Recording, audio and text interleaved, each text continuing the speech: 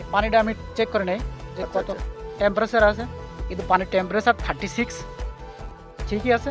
আমি বীজটা এবার থ্রয়িং করে নেবো। থ্রয়িং করে নেওয়ার পরে আপনাকে গাভীকে প্রয়োগ করবো। আচ্ছা, এর ভেতরে কি সেই হিমায়িত সিমেন্ট আছে। কত ডিগ্রি সেলসিয়াস তাপমাত্রা লাগে? 096 সেলসিয়াসের ভিতরে এই সিমেন্ট রাখা লাগবে। আচ্ছা, 30 সেকেন্ড কিংবা 40 সেকেন্ডের ভিতরে বীজটা থ্রয়িং হয়ে জীবিত হয়ে যাবে।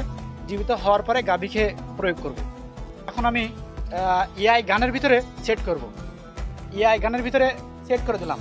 সেট করার পরে এর ভিতরে যে হিল টেক করা আছে, হিল টেকটা কেটে নিলাম। নেওয়ার পরে আপনাকে এআই শিট সেট করলাম।